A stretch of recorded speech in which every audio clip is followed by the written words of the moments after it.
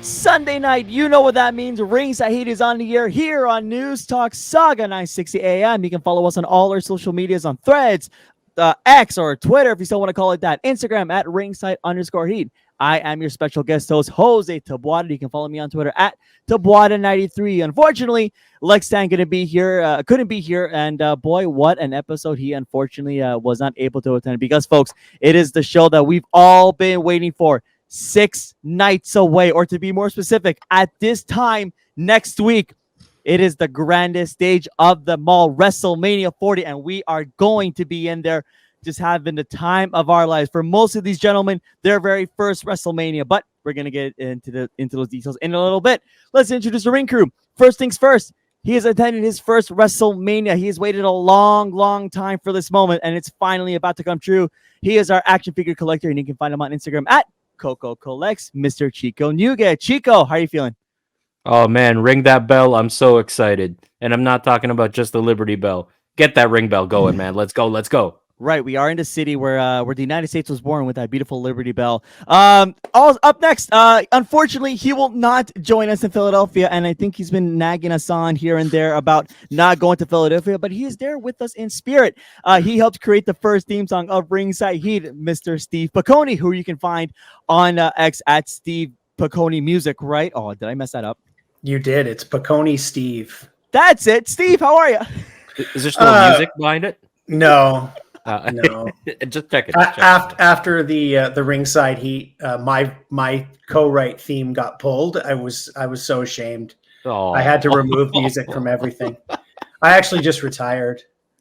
Oh, wow. No, that's not. Okay. But I'm not. Unfortunately, I'm not going to Philadelphia, which is why I am drinking my 40 Creek cream, whiskey cream here. You know, because I'm just really sad, so I'm just going to drink while we talk. But you know what? At the end of the day, you have a daughter who's getting more and more into WWE, and I think that's going to be really special. It'll make you feel like you're in Philadelphia, knowing that you're going to be watching the weekend away with your daughter. Fell asleep in my arms watching the main event of SmackDown. I mean, come on. Well, then, there will be discussions. And last but not least, he is making his Ringside Heat debut. He is a great friend of mine, and he is also attending his first WrestleMania after I had to convince him and beg him to please come with me and go to the stadium that he hates the most in the world. You can find him hosting Locked On Leafs on YouTube, talking all Toronto Maple Leafs. You can find him also on Twitter at Morassutti_D. David Morassutti. David, how are you? I'm good. Yeah, if you don't hear from me after WrestleMania, something has definitely gone wrong. Or if you haven't heard from Jose after WrestleMania, something definitely has gone wrong. We're really going to be testing our friendship with this road trip. Yeah, he is going to be my road trip buddy on the way to Philadelphia. 8 hours to and from Philadelphia. We're going to be splitting the ride, of course, and definitely a test of strength. But again, the bigger accomplishment is that I convinced him to go to the stadium that he hates the most. He's a huge Dallas Cowboys fan, hates the Philadelphia Eagles, and I cannot wait to see his face once he steps inside Lincoln Financial Field. I know he's been there before, but boy, oh boy, is this a dream come true. So thank you again, Dave, for coming along. But more importantly, you're going to your first WrestleMania. So I think at the end of the day, it's worth it, right? It should hopefully be.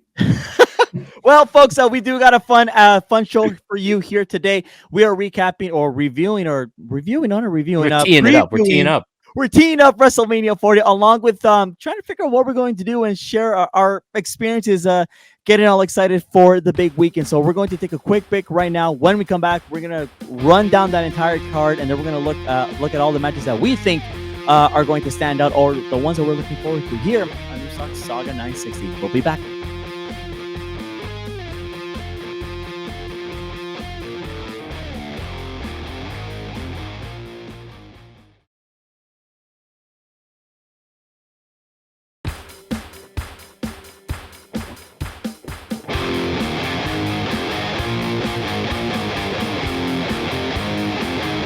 And welcome back to Ringside Heat here on News Talk Sauga 960 AM. I am your guest host, Jose Taboada, alongside Chico Nuguid, Steve Peconi, and special guest David Morassutti. We're here teeing up WrestleMania 40, which is next weekend live from Lincoln Financial Field in Philadelphia, only on the WWE Network if you're still in Canada, or Peacock if you're in the United States, although none of that will matter once we go to Netflix in January. But for now, we look ahead.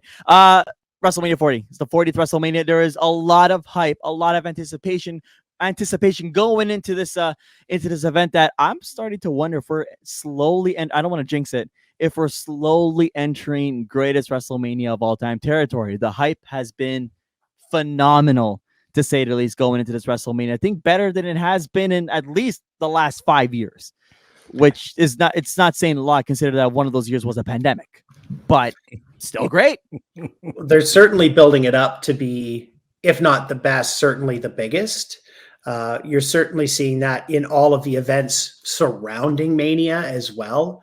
Like they just announced tonight that they've added 3 more days to meet and greets for Bailey, Dominic, and LA Knight. And hey, they're selling tickets for that now. And like I know they've always been like, there's always been like a fan access event kind of thing, but it's never seemed as big, and they've never advertised it as much as they're doing now. It really seems like they're also trying to reach out to a lot of people who maybe can't go to the show to try and get them to the events, right? So, hey, as a marketing guy, those are the things I notice, right? And take it as somebody who was at WrestleMania 35 5 years ago. The hype around Access, I haven't seen it even for that WrestleMania. Which again, it was a fun like fan-filled weekend. Don't get me wrong, but you're at least for Philadelphia, you have watch parties announced, official watch parties aside from the other watch parties that other companies are having. You have sign making booths at Lincoln Financial Field. You have so much stuff surround. There's a lot of stuff happening. A lot of stuff that's happening for this weekend. I haven't seen this hype. I didn't see it for WrestleMania 35, so it says a lot. And when you talk about for people not being able to attend the show, it is obviously one of the hottest tickets alive. For context, Dave and I, we were looking at our tickets. We were looking at our ticket prices, what they are today compared to when we got them. And I kid you not, folks, I'm not even being exaggerated. It is about 2 to 3 times more than what we paid for on average across the entire stadium. But our seats in particular, it has skyrocketed. And again, this is across the board. This is not just our section, but it is such a hot ticket that I think it's understandable when they want to do so many things for fans that may not be able to attend. So in other words, we got our tickets on clearance. Well, but it also really, to me, it shows. It didn't feel like that. It really shows what happens when Lord Voldemort isn't in charge.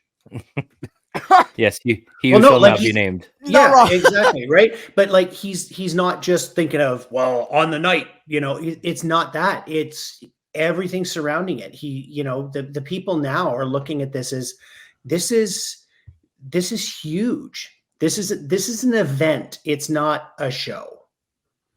And so it's nice to be seeing that. But anyway, enough about the marketing stuff. Let's talk about the card, Jose. Yeah, it is going to be a very, very special weekend. And of course, it is a very highly anticipated stacked card. We're going to run through the entire list. We're not going to talk about every single match in details. I know we're all going to want to talk about what matches stand out for us. So obviously, we know we have the biggest story, and we will get to the biggest story as it developed even more this past week on Monday Night Raw in Chicago. But for now, let's take a look at that card. Triple threat match. Which ones are? Do you know which ones are kickoffs yet?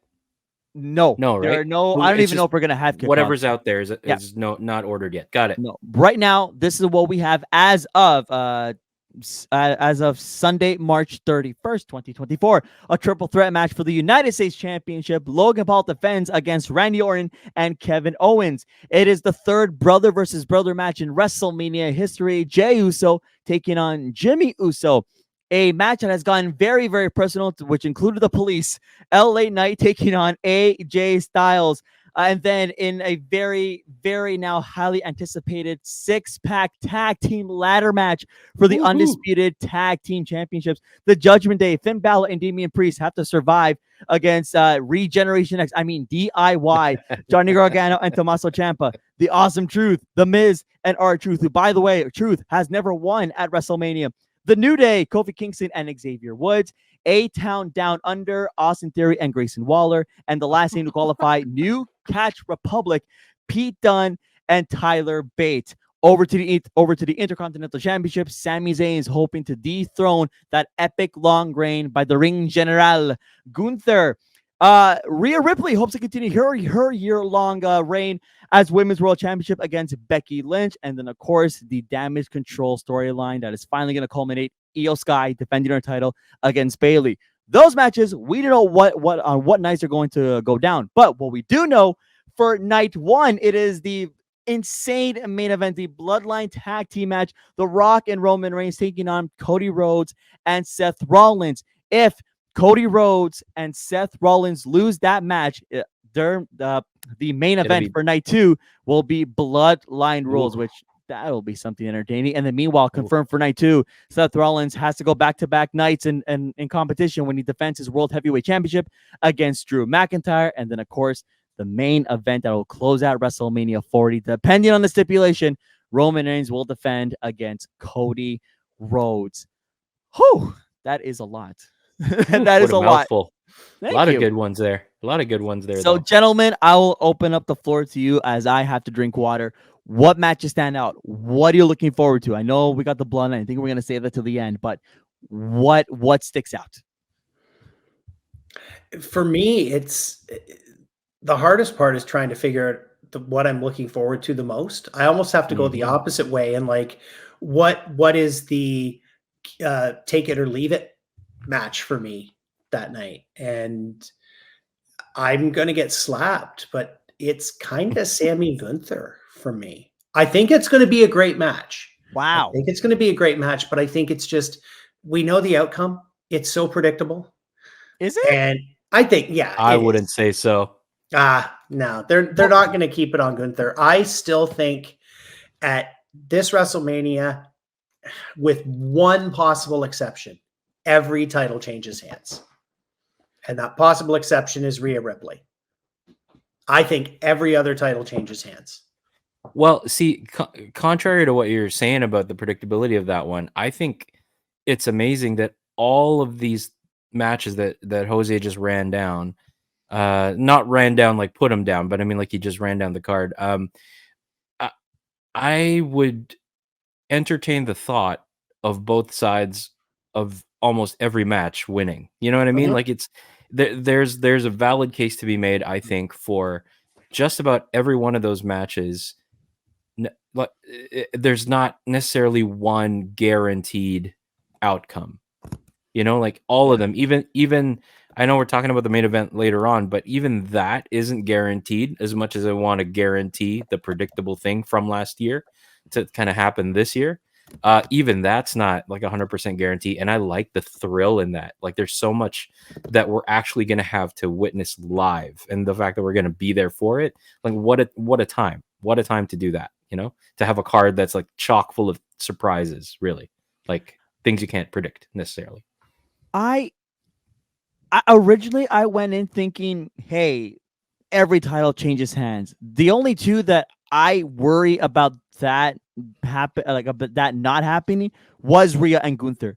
My gut still tells me that at least Rhea I'm more confident in, but there is a part of me that kind of wonders, do they keep going with Gunther, which is, it's weird to say because it's been long and it's been phenomenal. Don't get me wrong, it's been a great reign, but this is all just icing on the intercontinental cake for him. Yeah, like all of this is just gravy. This is just extra for him now. I think at this point, it's something that Johnny, who's obviously not here with us tonight, but here in spirit, he had actually suggested the idea that it should be Sammy and it should be KO winning their respective mid-card titles. Oh, so okay. That, you know, have one of them on night one, have the other on night two, so that the one who won on night one can come out and celebrate with the guy who wins on night two. Yeah, and, you know, that's giving me WrestleMania 20 vibes right there, man. Right. That's their thing, right? And I think that's a cool thing, because if Sammy loses to Gunther, what do you do with him? Like, where does he go from there? With who? Because I can see a case for either. No, what if Sammy loses? What if Sammy loses to Gunther? What happens? Oh no, Sammy needs to win. Yeah, that's what I mean. Like, story-wise, Sammy has to win. See, but I don't think that's necessarily predictable. Like, and Sammy's the kind of guy where I think, well, he surprised us last year with his emotional resonance with the fans and everything. Mhm. But I think there's more to that, and that he doesn't necessarily have to triumph at Mania this year yet. But I don't want to see him lose. I definitely don't want to see him lose. Gunther is Teflon at this point. He can lose and not lose any momentum. Well, and I think Gunther needs to get moved into the main title picture too. He needs to get out of the Miz card vortex, I've heard it called, which I thought was hilarious. Yeah, he needs to get moved up. Well, my thing too is like it seems like they're pitting the Judgment Day and Imperium together. Like I feel like that would be the logical next step for Gunther if he loses the titles. Like you kind of get that feud going. My thing though is, especially with the Judgment Day, what happens with that world title, like that world title match? Does Damian Priest finally do the cash in that everyone's waiting for? And does that set up a new chain of events where Gunther then can go after Damian and they run that storyline potentially there on top of everything else? I like that. Now, who's babyface in that feud? I presume it's Gunther. I'm gonna say, yeah. I think Imperium's sort of getting a little bit of momentum there where like Judgment Day, they're just only one that everyone likes. Judgment Day is real. Let's be honest here. Like they can't run a Judgment Day as a baby face when you got Dom in there. No, they got to be this. Hilariously every single night like he did on SmackDown tonight. Ringside Heat on Newstalk Sauga 960 AM. We're here teeing up WrestleMania 40 with Chico, Steve, and David Morassutti. I'm Jose Taboada. It's funny because you bring up the Money in the Bank, Dave, and I forgot about the Money in the Bank again, which is a massive problem. Now, if our beautiful John Dawson was here, he would say, well, don't worry, Priest will cash in on Cody Rhodes after night 2. Or on The Rock. Sorry, on The Rock. Cash in on The Rock. Cash in on The Rock. Oh, my goodness. That's so convoluted. So sorry, Johnny. That's not happening, man.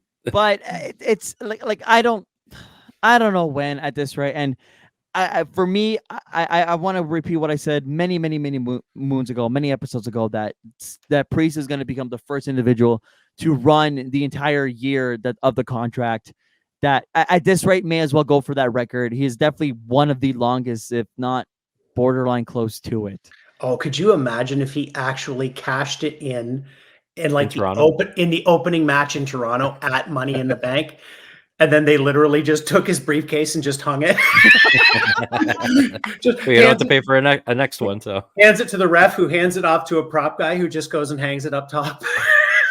You're looking at the same Money in the Bank briefcase that we just saw at the start of the night. The problem is that if it still says Senior on it, then they're going to give it away that it's probably going to be Ray. But by the way, you guys spoke about earlier, like what happens if Sammy loses? Now we're teeing off a bit away from WrestleMania 40, but it's okay. If Sammy does lose to Gunther, then to me, his contract is on the next Money. Sorry, his name is on the next Money in the Bank contract. And okay. What better feeling than seeing the Canadian boy win on Canadian soil? Toronto has it, by the way, folks, in case you didn't realize. But we got Money in the Bank. So for any other fans that are upset about that. All right, so back to WrestleMania 40. Gonna have to start panhandling so I can actually go to Money in the Bank. So and what else stands out, David? Anything else that stands out? Or David was talking about the cash in, and that's a whole beast into itself. My prediction there ties in with my prediction for the World Championship, and I think that Drew takes it. I think that we're going in that direction. I'm hoping it goes in that direction. I think there's money there. I think Seth has begun the life of this Disco Ball Consolation Prize World Championship, and he's elevated it to more than what it was at the beginning, which was, again, Consolation Prize. He's elevated it, but I think if they go much longer, it's going to go back down in stock. There's a shelf life to this title reign, and I think it's time.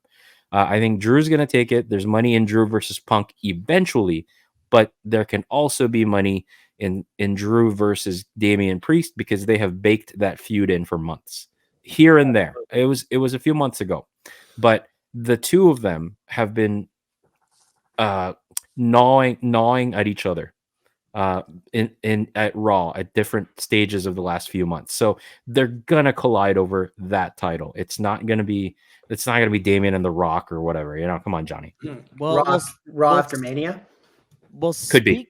speaking of the World Heavyweight Championship, the one thing I forgot to add while I was running down the card is that there's going to be a specific familiar voice on commentary, much to the delight of everybody in Philadelphia, including myself. CM Punk will be sitting ringside with the commentary team, calling the match, which I was hoping for the guest referee, but I guess his arm's still messed up, and I guess I should hope for the well. Not his counting arm though. Not that wasn't. No, it's counting. No, his counting arm is his right, but funny. also you got to lean on one arm to count with the other. Come on, guys. That's true. I'm not going to get into the physics of it, but I do wonder in what capacity. And again, I open the floor to you guys here. Punk is going to be there. He's limited, but what role do you see Punk like having in that kind of match? Because that's going to be really intriguing, especially knowing that Seth Rollins is going to have is going to be impacted from the night before, which I know is going to play a factor into this. But what role do you guys think CM Punk will have during night 2? Well, if you want to stir up this CM Punk and Drew McIntyre feud, you could do it in the main event where he screws them in some way, shape, or form. If you want to go that route, I don't know if they want to do that specifically. I just don't know what Punk can physically do to get involved in the match too. That's the other thing to keep in mind there, right? I know that him and McIntyre got into that little spat like when he first kind of got injured, but you got to be careful with that in that regard. But I also think it would be great storytelling if you really accelerated that Punk McIntyre feud, because McIntyre's been taking the shots for weeks and weeks. Punk finally got to retaliate a little bit in a big way on Raw, the chosen one. And so what paragon of virtue chose him? Huh? That was so good. That was perfect. And like they're setting this up so perfectly, this feud, that we know that those two are going to have a match. My question though is, we don't know when exactly Punk's coming back. How long can they really keep that thing open? We're close. I think if I'm not mistaken, they said 4 to 6 months, right? Originally. SummerSlam. He'll be back for SummerSlam. SummerSlam. If we go by the 4 to 6 months to reign, because that was at the Royal Rumble, the 4 months portion is at the end of April, and then the 6 months portion, I believe, is Money in the Bank. Money in the Bank. Money in the Bank. So I could see it being the kind of thing where Drew is just consistently distracted by Punk being on commentary because he can hear him from the ring and stuff. And Punk can just be like, quit paying attention to me. You've got a match. Look, pay attention to him. I think we'll get it from both. I think you can get that from both. I think both are going to be in some way, shape, or form rattled by Punk. Absolutely. And talk about a perfect setup for Priest coming in. Exactly. Right? See what I mean, man? He's going to get in on it. Priest comes in, gets Drew on the distract. Like Drew beats Seth. Priest comes in and gets Drew on the distraction, and Punk is just crying, laughing at the whole thing. Because, dude, I did nothing. All I did, I was just doing commentary. And Drew whines about not having his big moment, getting the title. He didn't have any fans in the arena when he won it, right? Yeah. He could still have some sour grapes to babble on about, but it could happen where he wins the title at WrestleMania. But that moment is essentially give us the pop and then immediate cash in. Yeah. I wouldn't mind that, to be honest with you. That would be kind of funny to me. Very absolutely. Somebody stealing his moment away from him. Yeah. With this character. Yeah. And that just stokes the fires of Drew versus Punk even more. Mm-hmm. It's gonna be money regardless, because it's just been so. I almost feel like Drew and Phil have been conspiring backstage, and then Punk's like, you know what, Drew, can you say this and this, because I can't legally even allude to certain things. Can you just tease this? And then we'll make some money on it down the road. I feel like that conspiracy was really fed to once Drew showed up at that bakery. Mindy's. Once he showed up at the bakery, I think that conspiracy is real. It's this is a little too a little too close to home, guys. Like a little bit too much. A couple more matches that I didn't say in the rundown. They're not confirmed yet, but for now, it looks like it's heading that way. After this past Friday night on SmackDown. The first one, Dominic Mysterio and Santos Escobar teaming up to take on Rey Mysterio and Dragon Lee. Again, What? not confirmed yet. And originally I thought maybe Dragon Lee, instead of Dragon Lee, was going to be Andrade, but TBD. We still got a little ways to go. So that's number one. Number two, after the conclusion of SmackDown and SmackDown's newest acquisition, Jade Cargill helping Bianca Belair and Naomi fend off an attack from Damage Control's Asuka, Dakota Kai, and Kairi Sane. So that could be a 6-woman tag match. Again, nothing's confirmed yet, but No. Hold on. Breaking news here. Not just could be on Instagram. So it's 6 minutes ago was posted. SmackDown GM. Sorry, 6 minutes ago as of recording. actually, Yeah. So let me just say this, okay? So Nick Aldis makes it official. It's Jade Cargill, Bianca Belair, and Naomi against Asuka, Kairi Sane, and Dakota Kai at WrestleMania. wow. Awesome. Well, you don't get those kind of moments on Ringside Heat often, but boy, did we get lucky there. Right, Wow. right now. I just saw it. Yeah. There, and look, I was telling these guys, and I was telling like some other friends that I wanted to see a WrestleMania match for Jade because I think it'd be great, but it looks like they weren't going to allude to it after her little promo on SmackDown before the night closed. So, hot damn, we got Jade Cargill. By the way, phenomenal entrance. That is a It's gonna be spectacularly well huge. done entrance. So Yeah, that's a going to Stars be entrance. that's going to be something else.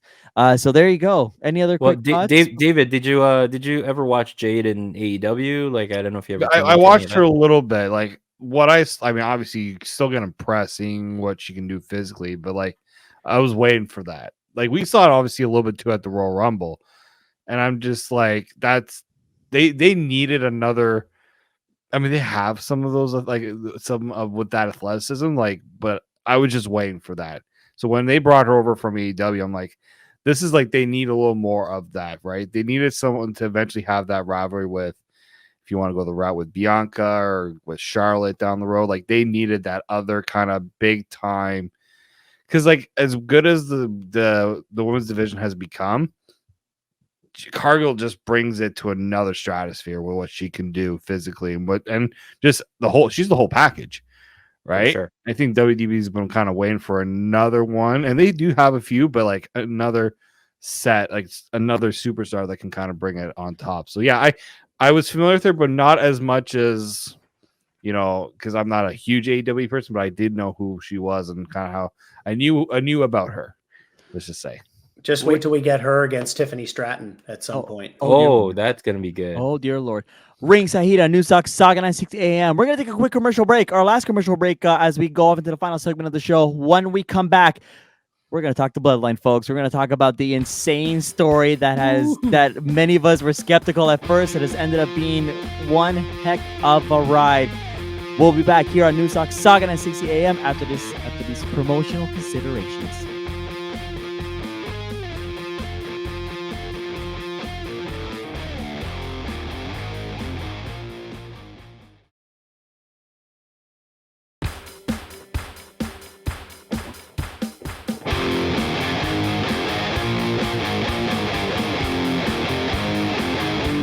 And welcome back to Ringside Heat here on News Talk Sauga 960 AM. I am your host, Jose Taboada, filling in for Lex Tan. You can find me on Twitter at Taboada93 or X, whatever the kids say these days. I'm here with Chico Nuguid. You can follow me on Instagram at Coco Collects. Steve Peconi at Peconi Steve. Got it. And joining us for the first time, special guest, Locked On Leafs host David Morassutti, who you can find on next at Morassutti_D. Well, folks, is that time of the podcast again? Well, not just any time, but for the first time ever, it is time for the Ringside Heat Weather Report, brought to you by the Weather Network. So, folks, let's take a look at the forecast for Philadelphia. On April 6th, it's going to be about a high of 10 and a low of 4 with a 60% chance of rain on the day and then a 20% chance of rain at night. And then Sunday, April 7th is going to be a high of 15, a bright sunny day and then into a low of 5 degrees Celsius. All this in Celsius and more. So keep Yeah, we're track of that. Canadian, man. I'm sorry, no Fahrenheit here. Keep track of that weather, folks, because boy, are we now suddenly worried with the percentage originally at 10% the other day, increased to 60. Insert that picture of Samoa Joe in the rain poncho In the at poncho. WrestleMania That was 35. You- Michael beat Cole. me to it. Yes, it is. Oh. It would not be the first time that a WrestleMania has to deal with rain. WrestleMania 37, the first WrestleMania after the pandemic, in which, yes, that iconic image of Michael Cole and Samoa Joe in their ponchos before the rain cleared up, and eventually, and they carried on with the night. Again, what a unique start to WrestleMania, which every superstar just cut promos left and right. Which, by the way, what a great pivot in that first like half hour, 45 minutes of the show, and then carried on with the night, which of course led to oh my goodness, who was it? Mandy Rose and Mandy, or was Mandy? It was Mandy Rose who tripped on the ramp on the way to the ring. Oh yeah, that's right. Which again provided. Why did I forget her partner? Sonya Deville. No, it wasn't Sonya. Oh, No. it is. No, it wasn't Otis either. What's her name? Dana Brooke.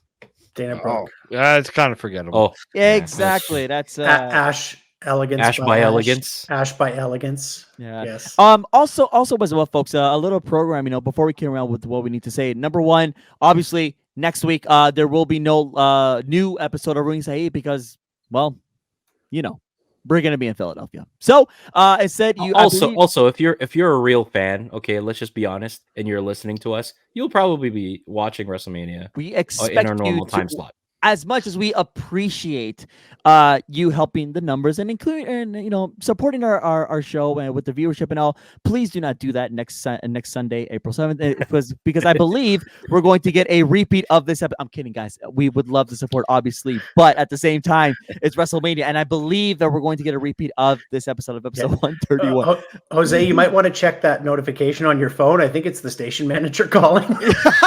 I think Please you're don't listen to fired. this show next week. I think you're fired. Leave us on in the background. And last but not least, I am helping set up a very special project for those for us that are going to Philadelphia. We're going to be doing I'm going to be putting out and editing a huge WrestleMania video diary from the Ringside crew, because we all have different stories. We're all finishing our stories at WrestleMania, but we all have different stories going into Philadelphia.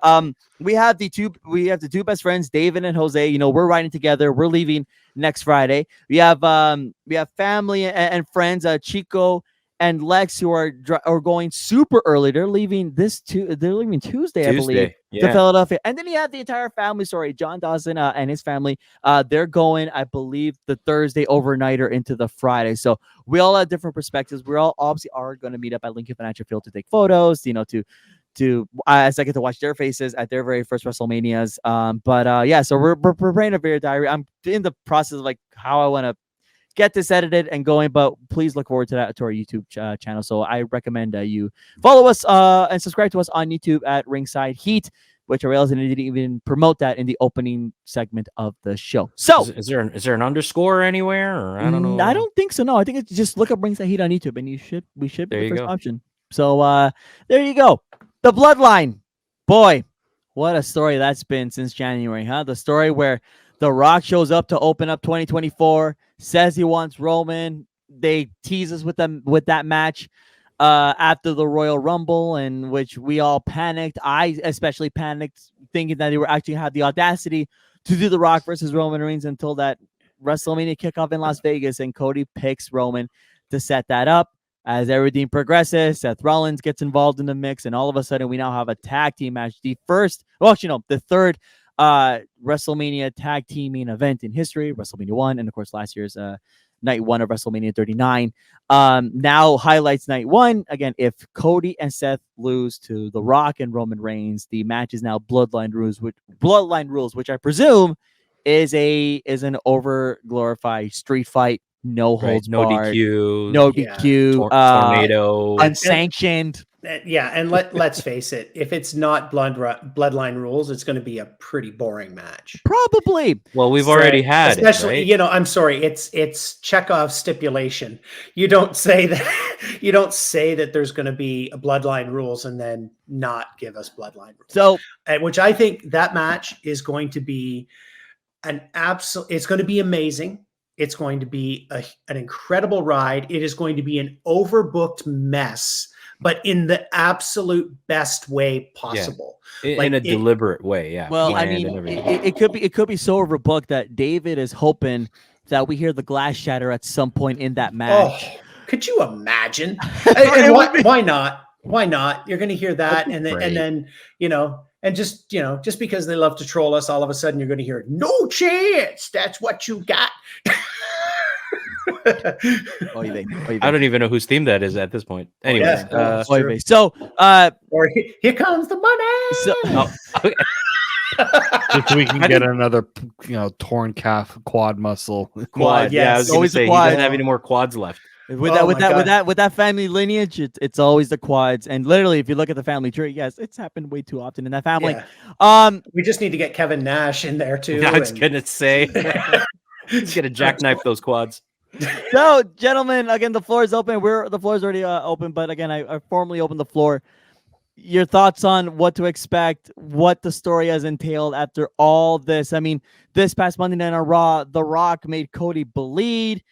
Even to the point where even on Instagram after the fact, when the producers were clear, The Rock says no one kept beating up Cody Rhodes with the belt.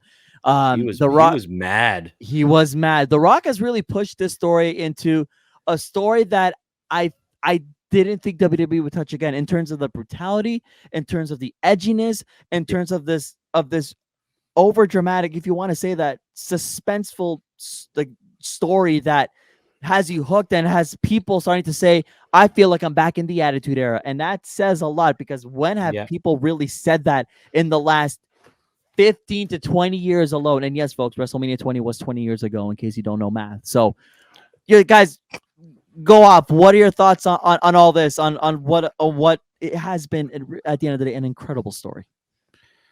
Well, it's a good thing The Rock's been carrying the mic for most of it, because I feel like that's helped, push it. I mean, the fact that he's also deciding to swear every half sentence is I think that's what's kind of brought back the whole Attitude Era of he doesn't care about what he's trying to bring, the whole I don't care about what the networks are telling us we can do. He's really leaned into all that. But that ending to Raw, I was telling Jose, this is one of the better endings to Raw I've seen in such a long time, because it had that agreed old Raw feel, but it also just the Bloodline, Cody finishing his story. I felt it was getting worked way too much, and The Rock pivot in a big way. You get personal by bringing the mother into it. You get, obviously make Cody bleed, and then you bring out the belt. That belt was just perfect. It's just everything's kind of lining up where now my only concern is they're focusing so much on Cody and The Rock. And then they had kind of a weak stare down between Cody and Roman. I feel like that's taken away a little bit from the main event, where it feels more like a Cody versus The Rock rather than Cody versus Roman. 100%. And I've even noticed when Rock first came back, and he was very much old school Rock. And in his way he was cutting promos and the way he was handling himself, even as a heel, he was still old school. Still the same old Rock that we've seen. And I remember Johnny and I were talking about that's not gonna hold for very long. That's not going to age very well in this era where characters are much more nuanced, and where character is much more the focus, and not just shock value for the sake of shock value and all that kind of stuff. So it's interesting that in the last 4 weeks, Rock has really kind of turned, and I don't mean obviously heel turn, but he seems to be stepping up to the level of character work that we're seeing currently, which was never the case with the Attitude Era. I don't care what anyone says. Yes, Stone Cold Rock, that's fine. They were the only two good characters during the Attitude Era. I don't care what anyone else says. Ooh, not even Undertaker? Hot take. Yeah, Undertaker was fine. Ooh, okay, well, that's a whole other talk, but whatever. That's going to be episode 136 or something. Continue. Oh, perfect. But you're not going to be able to Colin Dodge that bullet. It's it's interesting to say that to see how Rock has been able to adapt to this era of WWE while still infusing the old school, but he's making it work. Whereas before, in those first couple of weeks, it seemed very forced. The one that's really disappointing me, actually, and goes to David's point, is Roman. Roman just the only thing that guy is missing. Quiet. The only thing that he is missing right now is a little more of a mustache that he can twirl. Like his whole, like, his delivery is very forced. It's very fake. It's, like the that thing that he's doing now. It's like, what did you just turn into Seth Rollins? It's a hair away from Suffer and Succotash 2.0. Yeah, which is absolutely, it's a complete reversal of what else he has done in the last 3 years of this story. He again, very real, very authentic in his performance. It's been very nuanced. It's, you've been able to believe up to a point that everything Roman is doing has been for his family, to secure his family's legacy, to secure his family's place in history. You could have believed that. And, I heard a great screenwriter say that the best villains, when you want to write a villain, you have to make sure that that villain is standing at the pearly gates, making their case to God for why they need to get into heaven. That's their perspective. That's how you have to present them. And that's how Roman always was. In the last 2 weeks, maybe 3, he's just been absolute one-dimensional nothing. And that is such a shame, considering how good he's been. Ringside Heat on News Talk Sauga 960 AM. I am guest host Jose Taboada with Chico, Steve, and David, talking about the Bloodline storyline, the main event of WrestleMania 40.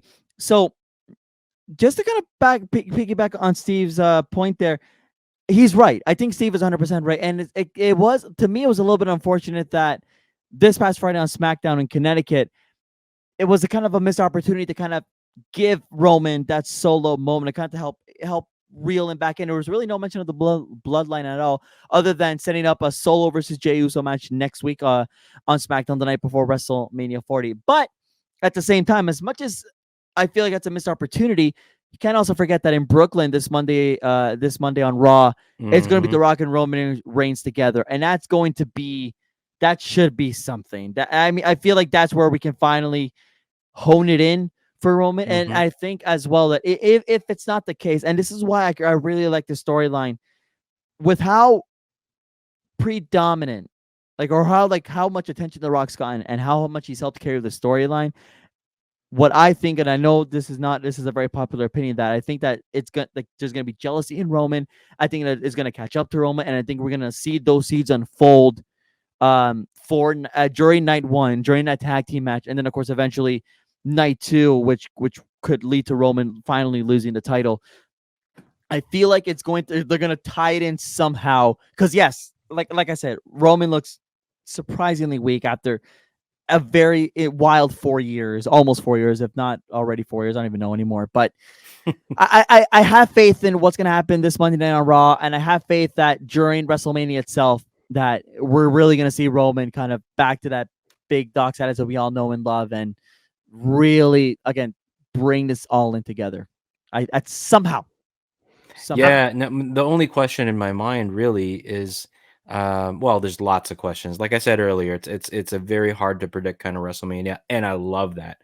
But Cody versus Roman, the outcome, I still say, there are people out there who are saying keep it on Roman and let Cody have his comeuppance in the place where Dusty couldn't, which was Madison Square Garden. Okay, there is a story there, but I just think you miss the boat on making Cody your company flag bearer if you don't do it at the biggest show, and you're already risking losing the fans that have hung on for the 2-year journey since Cody's been back in WWE.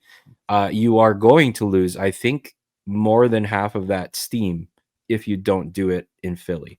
I think so. It's a little bit of a semi-certainty to me that Cody's going to win the big one, and much to the chagrin of Roman supporters and everything, but I think it's Cody's story. It's not Dusty's this time, and his story has to culminate at WrestleMania. The question in my mind that's outstanding is whether it's Rock who is still heel after, and Roman somehow morphs into his next level's face, or the other way around, where Roman remains face. But I think that might be a little remains heel. Roman remaining heel, I think, would be a little bit bland at this point. Maybe potentially that might be a hot take. And then The Rock would become face. I don't know. I think what's going to happen is Roman is going to turn face kind of by default because Rock and Solo are going to turn on him. Well, Rock is also just in such a groove as a heel right now that I wouldn't want it to stop at Mania. No, no way. A lot of questions. I agree with that. A lot of questions that we are going to have answered next weekend. It is going to be an amazing, amazing weekend. Guys, before we go, I want to ask you guys 2 rapid questions, quick answers. Yes. Sleeper match of the weekend. Chico. Oh, that's gotta be. Oh my gosh, you're putting me on the spot here. Can you come back? Can you come back to me? Okay. Steve. Tag team ladder match. David. LA Knight and AJ Styles. Chico. Sammy and Gunther. I'm gonna say Io and Bailey. And last rapid fire question: what surprise you guys want to see at WrestleMania? Chico. Glass breaking, Stone Cold being the antidote to The Rock. David. I'm going with Chico on that one because I'm manifesting it. Steve. 3. I'm doing that too.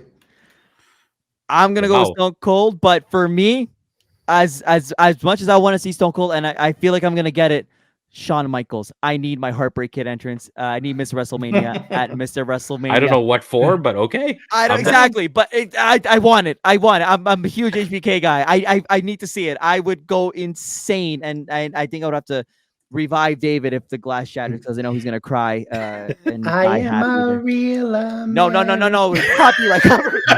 Hey, Hulkamania turned 40 this year. I don't know. Hey, it was less than 4 seconds. And for what it's worth, not to before we go, Undertaker and Hulk Hogan did get some autograph sessions during WWE World, so who knows, folks? That'll do it for us here on Ringside Heat. That was again Chico Nuguid. You can follow him on Chico. You can follow him on Instagram at Coco Collects. Steve Peconi. You can find him at Peconi Steve on X, and you can find David Morassutti as on Locked On Leafs on YouTube, and of course on X at Morassutti_D. I'm Jose Taboada. You can find me on X at Taboada93. Thanks for listening. We'll see you guys in a couple weeks for episode 132 when we recap WrestleMania 40. Good night, everybody. We remember the things that you want to forget. Enjoy WrestleMania.